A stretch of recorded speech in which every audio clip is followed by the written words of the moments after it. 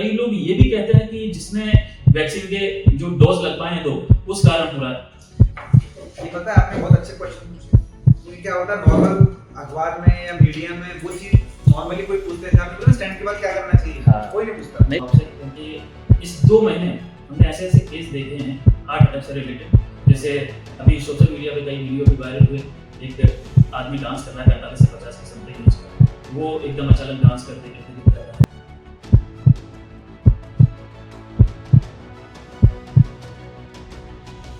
नमस्कार, मैं शाहनवाज खान और आप देख रहे हैं न्यूज़ इंडिया। मेरे साथ मौजूद हैं शहर के जाने माने कार्डियोलॉजिस्ट डॉक्टर अभिषेक शर्मा।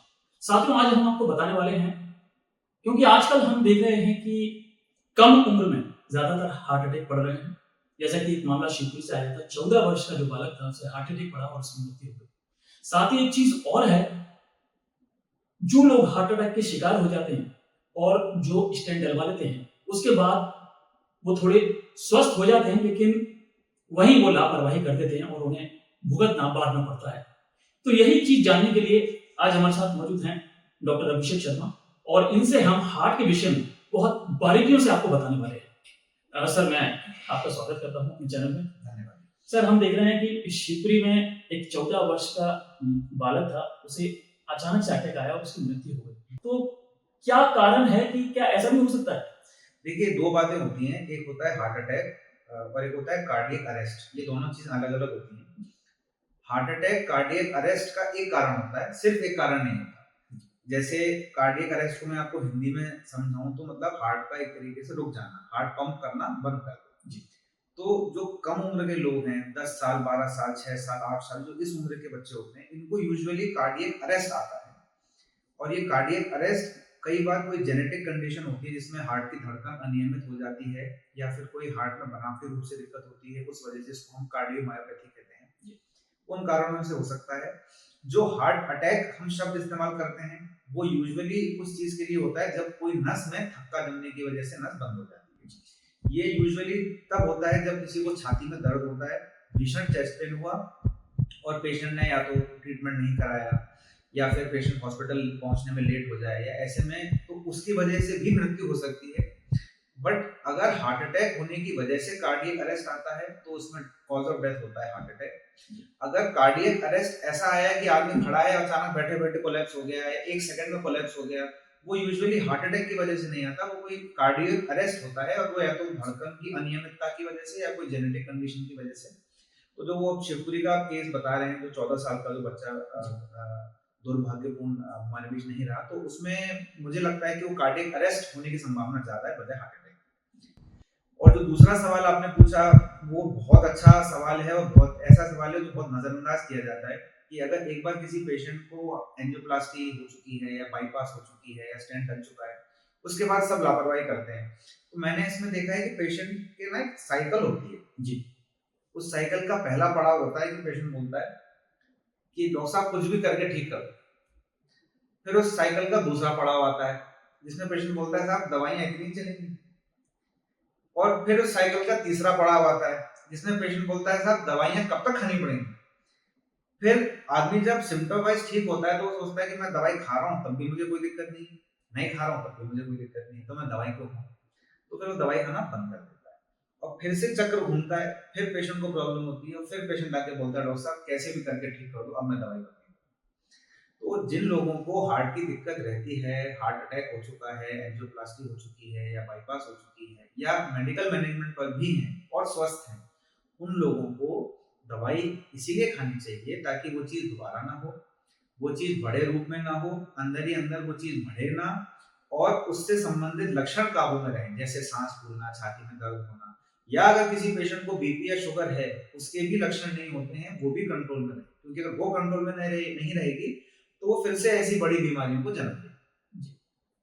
लेकिन हम ज्यादातर देखते हैं, जैसे कोई हार्ट का जब पेशेंट आता है, जब हम उसकी एंजियोग्राफी करते हैं तो कई जगह बताया जाता है कि एक जगह 90% है, एक जगह 70% है, एक जगह 20% है। तो कई लोग जो बड़ा लीकेज होता है उसको तो ठीक करा लेते हैं, लेकिन दूसरा जो लीकेज है 70% या 80%, तो ऐसा भी कहा जाता है कि जब एक बड़ा जो लीकेज है वो सही हमने करा लिया, उसमें स्टेंट हमने डलवा लिया, तो सर्कुलेशन उसका जब शुरू होता है तो वो 70% है वो 50% हो जाता है, जो 20% है वो बिल्कुल खत्म हो जाता है। ये बात कहाँ तक सत्य है? देखिए क्या होता है कि जैसे हर इंसान की शक्ल अलग अलग होती है, वैसे हर इंसान की नसों की बनावट अलग अलग होती है। आप एक नस हर व्यक्ति में सेम नहीं होती। अमूमन तौर पे हमारे हार्ट में 3 मुख्य नसें होती हैं, एक राइट साइड में और 2 लेफ्ट साइड में। अब वो नस कितनी बड़ी है, ये डिपेंड करता है कि उस नस का इलाज करना कितना ज़रूरी है। उदाहरण के तौर पे अगर कोई नस है जिसकी कोई ब्रांच, छोटी-मोटी शाखा उसमें ब्लॉकेज है, जो बड़ा एरिया सप्लाई नहीं कर रही, ऐसी शाखा में अगर 90% ब्लॉकेज भी होता है तो वो चिंताजनक नहीं है। अगर कोई मेन नस है जो बहुत बड़ा एरिया सप्लाई करती है, उसमें अगर 70-80% ब्लॉकेज भी है तो वो सिग्निफिकेंट है, उसको छोड़ना ठीक नहीं होता। अब इसमें भी ब्लॉकेज के कई प्रकार होते हैं, कुछ स्टेबल ब्लॉकेजेस होते हैं, कुछ अनस्टेबल ब्लॉकेजेस होते हैं। अनस्टेबल ब्लॉकेज वो होते हैं जो आगे जाके हार्ट अटैक का रूप ले सकते हैं। स्टेबल ब्लॉकेज ऐसे भी होते हैं जो सालों साल आदमी दवाई खाता है उस पर ठीक रहते हैं। तो ये कई सारी पैरामीटर्स होते हैं जो हमको देखना होता है कि किसको ट्रीट करना है और किसको हम दवाइयों पे छोड़ सकते हैं। इसके बावजूद भी कई बार व्हाइट होता है, कई बार ब्लैक होता है, कई बार शेड्स ऑफ ग्रे होते हैं। तो ऐसे में कभी कभार हमको पेशेंट के हिसाब से डिसीजन लेना पड़ता है कि इसके लिए कुछ करने की जरूरत है कि दवाइयाँ चाहिए।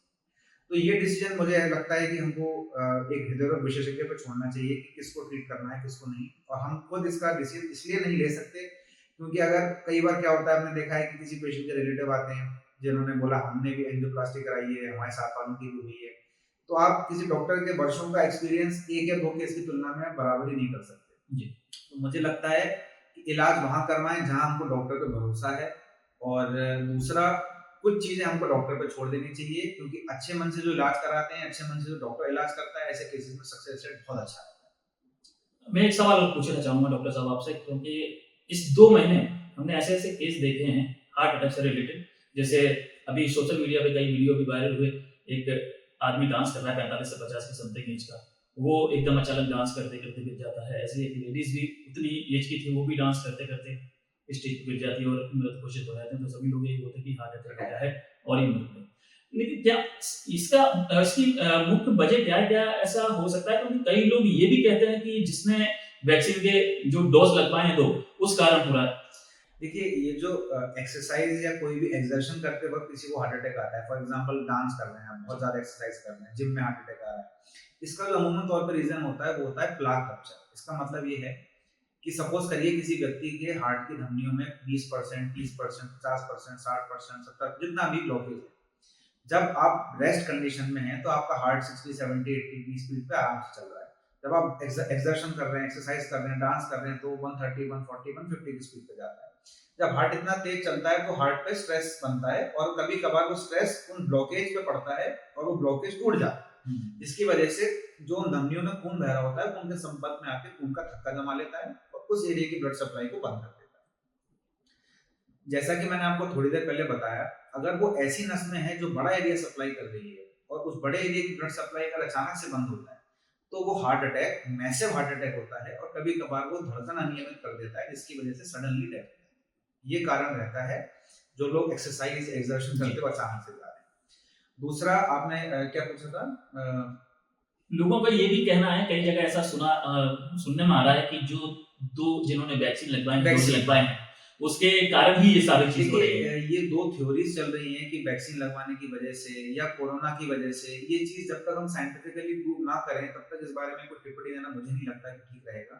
मेडिकल फील्ड में अगर कोई भी डेफिनेटिव कमेंट किया जाता है तो वो ट्रायल्स के बेसिस पे किया जाता है, जिसमें हजारों लाखों पेशेंट्स पे कोई स्टडी होती है और उसका रिजल्ट प्रूवन होता है। ऐसा भी हो सकता है कोरोना की वजह से हो, ऐसा भी हो सकता है वैक्सीन की वजह से हो, और ऐसा भी हो सकता है दोनों में से कोई भी रीजन ना हो। मोदी जी से लेकर मैंने सबने वैक्सीन लगवाई है, तो मुझे लगता है ये सोचना व्यर्थ है कि वैक्सीन की वजह से है, क्योंकि देश के करोड़ों लोगों ने और देश क्या दुनिया की इंडिया ने कई सारे विदेशों में भी कई लोगों को vaccine free of cost supply करी है। तो मुझे लगता है उस टाइम की तो ये नीड थी वैक्सीन लगाना, क्योंकि अगर नहीं लगाते तो शायद इससे कई ज्यादा जिंदगी हम कोरोना से होते। तो मुझे लगता है लेट बायगॉन बी बायगॉन्स, जो हो चुका है उसके बारे में ना सोचें, आगे हेल्दी जीवन जिए, अच्छी लाइफस्टाइल जिए, हेल्दी खाना खाएं, एक्सरसाइज करें, स्वस्थ रहें, मस्त रहें। अरे भाई आखिरी सवाल है कि ये खास तौर से क्या विशेष ध्यान रखना चाहिए उन लोगों को जिन लोगों को कार्डियक अटैक पड़ा हुआ है और जो लोग स्टेंट डलवा चुके हैं और जिन्होंने दूसरा स्टेंट नहीं डलवाया या दूसरा ऑप्शन जो कतराते हैं डॉक्टर के पास जाने में। जी। सबसे पहले तो ये है कि अगर जिस भी पेशेंट को रिस्क फैक्टर्स हैं, बीपी, शुगर, कोलेस्ट्रॉल, उनको कंट्रोल रखना चाहिए। अगर दवाई की जरूरत है तो दवाई से, अगर एक्सरसाइज या लाइफस्टाइल मॉडिफाई करके कंट्रोल हो पा रहा है तो उस चीज से। दूसरा, जो हार्ट की दवाइयां प्रिस्क्राइब करी गई हैं, खून पतला करने की दवाई, धड़कन कंट्रोल करने की दवाई या कोलेस्ट्रॉल की दवाई, वो नियमित खानी चाहिए, चाहे आपको लक्षण हो चाहे ना। डॉक्टर ने अगर प्रिस्क्राइब किया है तभी किया होगा, तब आपको जरूरत है। तीसरी चीज, जैसा कि मैंने आपको बताया, कभी कभार एक सेटिंग में, कभी कभार 2 सेटिंग में हार्ट के अलग अलग नसों में छल्ले डाले जाते हैं, तो वो जरूरत है कि नहीं, वो हम डॉक्टर पे छोड़ें। और अगर सिम्टम्स थोड़े बहुत भी ऐसे पेशेंट को आते हैं, जैसे भारीपन होना, एक्सरसाइज करने पे या मेहनत का काम करने पे दर्द होना जो आराम करने पे कम हो जाए, इस चीज को नजरअंदाज नहीं करना चाहिए और अपने कार्डियोलॉजिस्ट से संपर्क करना चाहिए। तो ये थे हमारे बीच डॉक्टर अभिषेक शर्मा, जिन्होंने बहुत महत्वपूर्ण जानकारी हमें दी और साथ ही बहुत बारीकियां बताई। अगर आप भी अगर हार्ट के पेशेंट हैं तो ये इंटरव्यू जो इन्होंने बातें बनाई है वो बड़ी गौर से सुनी और बिल्कुल जो सलाह डॉक्टर से लेनी चाहिए तो डॉक्टर से लें, अन्यथा अपना दिमाग ना लगाएं। इसी के साथ मैं शाहनवाज खान विदा लेता हूँ। फिर मुलाकात होगी नए मेहमान के साथ। जय हिंद, जय भारत। ये पता है, आपने बहुत अच्छे क्वेश्चन पूछे। क्योंकि क्या होता है, नॉर्मल अखबार में या मीडिया में वो चीज नॉर्मली कोई पूछते हैं, स्टैंड के बाद क्या करना चाहिए, हाँ। कोई नहीं पूछता। नहीं पूछता।